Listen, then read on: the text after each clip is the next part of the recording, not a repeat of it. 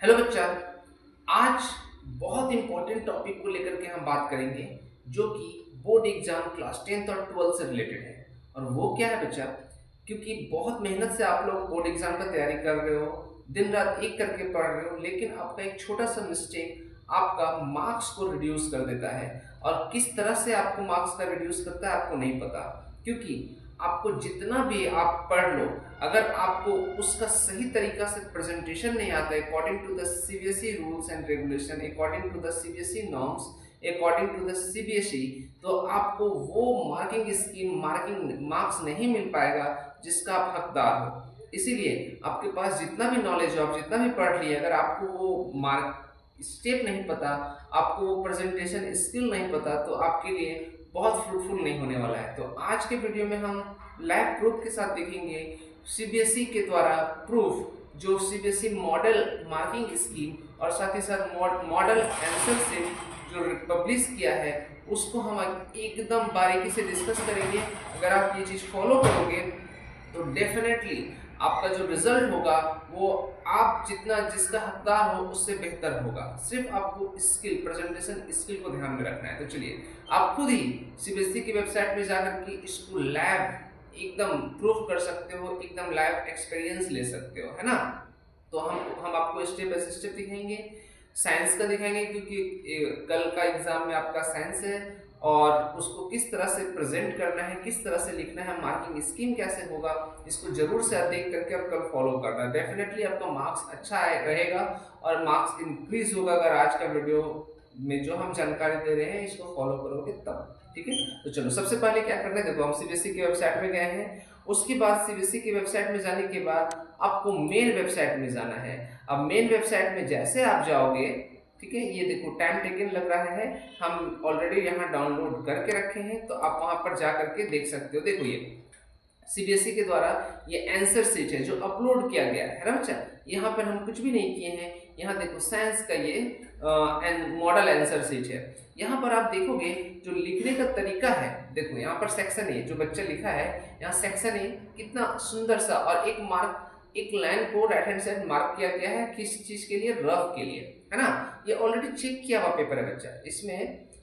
इसमें हम कुछ नहीं किए हैं, हमारा द्वारा अपलोड किया हुआ पेपर नहीं है। देखता हूँ अगर खुल गया होगा वो वेबसाइट तो आपको यहाँ से भी आप देख सकते हो। चलिए यहाँ पे भी थोड़ा सा सर नेट स्लो है, इसीलिए हम जो डाउनलोडेड मेरा आंसर शीट है इसी को हम लेकर के डिस्कस कर रहे हैं। तो सेक्शन ए देखो कितना बारीकी से लिखा है। हमेशा ध्यान रखना कि हैंडराइटिंग आपको बहुत सुंदर होना चाहिए। पहला आपका हैंडराइटिंग पे ध्यान रखना है, हैंडराइटिंग पे, है ना, राइटिंग पे ध्यान रखना है। और सेकेंड, आप जो भी सेक्शन शुरू कर रहे हो, स्टार्ट कर रहे हो, वो सेक्शन को कंप्लीट करना है। ऐसा नहीं कि सेक्शन ए लिख करके 5 क्वेश्चन सेक्शन ए का एमसीक्यू किया उसके बाद सेक्शन बी में चले गए, ऐसा नहीं करना। जो भी सेक्शन आप स्टार्ट कर रहे हो इनिशियली उसको एकदम पूरा कंटिन्यू करना है। तो देखो सेक्शन ए, और यहाँ पर आप एक बात और गौर करके देख सकते होगे कि अगर क्वेश्चन नंबर 1 है, क्वेश्चन नंबर 1 का ऑप्शन सी सही है, तो सी का जो भी आंसर होगा वो भी यहाँ पर लिखा गया है। इससे क्या होता है कि जरा सा भी कंफ्यूजन नहीं होने, मींस कंफ्यूजन रहने का कोई चांसेस नहीं बनता है। ठीक है, आप देखो ये जो आंसर शीट किसका है नहीं पता, लेकिन ये अपलोड किया गया सीबीएसई के द्वारा। कोई बच्चा का ही है, चेक होने के बाद अपलोड किया गया है। ठीक है, देखो एकदम सीक्वेंस वाइज में लिखा हुआ, कहीं भी आप नहीं देखोगे 16 17 फिर 20, ऐसा नहीं है। 16 17 फिर 18 है फिर 19 है ना। तो अब उसके बाद जैसे सेक्शन ए कंप्लीट होता है, ठीक है, उसके बाद सेक्शन बी स्टार्ट हो जाता है। और सेक्शन बी स्टार्ट होने के बाद देखिए आप सीक्वेंस वाइज 21 22 सीक्वेंस वाइज, अगर इन द केस आपको कोई क्वेश्चन, मान लो आप सेक्शन बी स्टार्ट किए, आपको 21 क्वेश्चन नंबर नहीं आ रहा और 22 क्वेश्चन नंबर आपको आता है, ठीक है, तो ऐसा नहीं करना, 22 पहले नहीं लिखना है, 21 आप लिख करके उसका स्पेस आप छोड़ दो। स्पेस छोड़ने से क्या होगा ना, एक सीक्वेंस बनता है जो कि आपका एग्जामिनर है, वो एग्जामिनर बहुत हजार्ड नहीं हो जाता आपका आंसर शीट को देख करके, है ना। और फिर जब आपके पास समय होगा, समय बचेगा, उसके बाद आप 21 नंबर क्वेश्चन नंबर लिखो। ठीक है, तो ये स्टेप फॉलो करना है, इससे आपका पॉजिटिव इंपैक्ट बनता है एग्जामिनर के ब्रेन में, एग्जामिनेशन के दिमाग में, है ना। ये फॉलो करना है आपको, डेफिनेटली आपका जो डिजायर्ड रिजल्ट है उससे बेहतर रिजल्ट आएगा, है ना। अब देखो 24 25 और बहुत अच्छे से हैंडराइटिंग यहाँ पर किया गया है। आप हैंडराइटिंग पे बहुत फोकस करना, उसके बाद देखो 25, 26 देख रहे हो ना। अच्छा, ऐसा आपको नहीं करना है कि मान लो कोई आंसर गलत हो गया और आंसर गलत करने के बाद आपको एकदम कुछ इस तरह से 10 बार इस तरह से कट कर दिए, इस तरह से कट कर दिए, ऐसा बिल्कुल भी नहीं करना है। एक बार आपको क्रॉस करना है, अगर कोई आंसर गलत हो गया तो एक बार क्रॉस करना है। ऐसा एकदम गंदा नहीं करना है, 4-5 बार एकदम डार्क से उसको क्रॉस नहीं करना है। देखो ये लिखने का तरीका देख रहे हो बहुत अच्छे से। अच्छा, अब यहाँ देखिए, अब यहाँ पर आप देखोगे कि जो यहाँ फिगर बनाया गया, फिगर बहुत नीट एंड क्लीन है और पेंसिल से बनाया गया। हमेशा यूज करोगे पेंसिल, क्या बनाने के लिए? फिगर बनाने के लिए।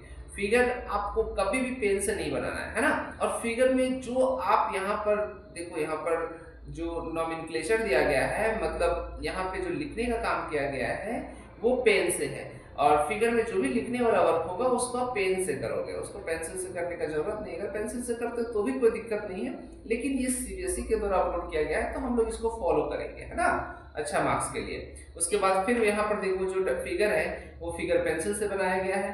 बाकी आपको अगर इसमें कुछ नेमिंग करना है तो आप उसको पेन से कर सकते हो, है ना। देखिए यहाँ पर थोड़ा सा गलत हो गया तो ये बच्चा भी एकदम लाइटली इसको क्या किया है, कट किया है, एकदम लाइटली कट किया। ऐसा नहीं कि एकदम इस तरह से घिस नहीं देना है, इस तरह से नहीं घिस देना है ना, इससे क्या होता है थोड़ा सा बैड इम्पैक्ट होता है, ठीक है। अब उसके बाद आप देखो एकदम, और जब एक क्वेश्चन के बाद दूसरा क्वेश्चन आप स्टार्ट करोगे तो उसके बीच में स्पेस होना चाहिए, गैप होना चाहिए। ऐसा नहीं कि एकदम एक लाइन के बाद दूसरा लाइन, दूसरा के बाद तीसरा, इससे भी एक देखने में खराब होता है, और दूसरी बात है कि वो बहुत अट्रैक्टिव नहीं होता है। और पॉइंट वाइज आपको लिखने की कोशिश करना है। यहाँ पर आप देख रहे होगे कि जो बच्चा है ये पॉइंट वाइज लिखा गया है। पॉइंट वाइज लिखने से एक समझ आता है, एग्जामिनर को क्या होता है, समझ आता है ना। और जब पॉइंट वाइज अगर आपको पैराग्राफ की तरह लिखते हो तो इसमें थोड़ा सा प्रॉब्लम होता है, एग्जामिनर को इरिटेटिंग फील होता है, उसको लगता है कि आप उसको उलझाने का कोशिश किए हो, है ना। अब यहाँ पर देखिए सेक्शन ई, सेक्शन ई में भी यहाँ जो भी आपका, जैसे सेक्शन ई में जो क्वेश्चन है उसका A B C देख रहे हो ना, हर क्वेश्चन के बाद एक लाइन का गैप दिया हुआ है, गैपिंग किया हुआ है। तो ये भी यही आपको फॉलो करना है हर एक।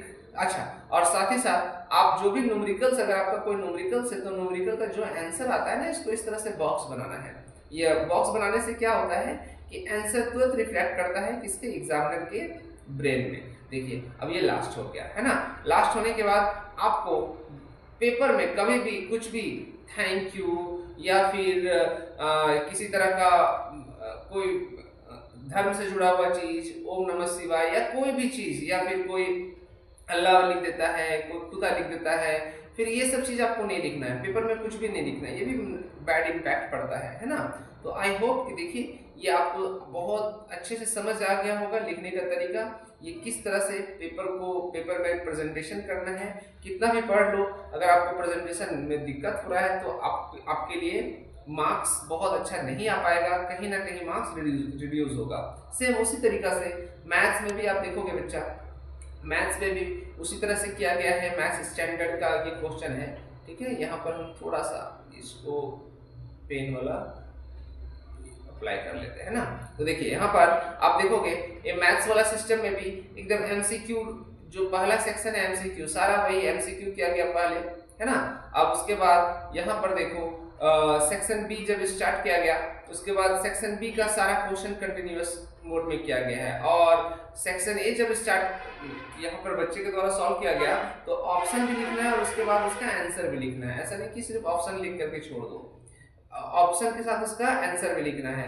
आप यहाँ देखो एकदम कितना बारीकी से सुंदर से हैंडराइटिंग करके यहाँ पर लिखा गया है इसका रफ। अच्छा, अभी हमने जैसे बताया कि मान लो कोई गलत हो जाता है आंसर आपको लिखने में, तो आपको एक बार क्रॉस करना है। देख लो ना, एक बार क्रॉस किया गया, देखो कैसे क्रॉस किया गया, इस तरह से क्रॉस किया गया है। तो आपको ऐसा नहीं एकदम 10 बार इस तरह से कट नहीं करना है, एक बार क्रॉस करो एकदम बहुत अच्छे से, ठीक है।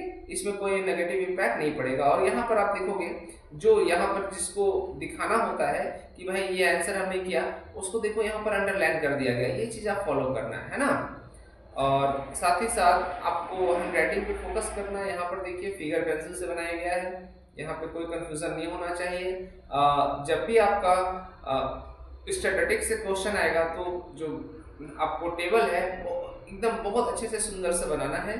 मैथ्स का बात कर रहा हूँ मैं, और और कुल मिला करके आप अगर जितना मैं बताया हूँ इतना अगर फॉलो करते हो तो डेफिनेटली अच्छा। ग्राफ जो है, ग्राफ में देखो स्केलिंग करना बहुत जरूरी है, स्केल देना बहुत जरूरी है।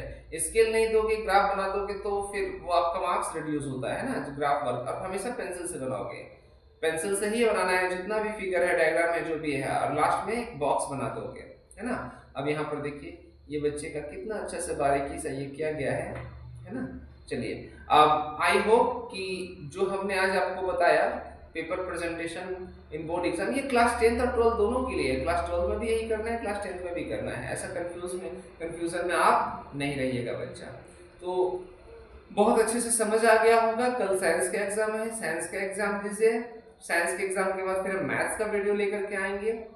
हम कोशिश करेंगे सबसे पहले एमसीक्यू, फिर असर्शन रीजन, फिर केस स्टडी, फिर लॉन्ग आंसर क्वेश्चन। ठीक है, इतना 3-4 क्लासेस में हम मैथ्स का सारा रिवीजन खत्म करने का कोशिश करेंगे। चलिए, कल का एग्जाम के लिए बहुत अच्छे से एकदम तैयारी कीजिए, फॉलो कीजिए स्ट्रेटेजी, प्रेजेंटेशन को फॉलो कीजिए। तब तक के लिए thank you, bye bye, take care, all the best.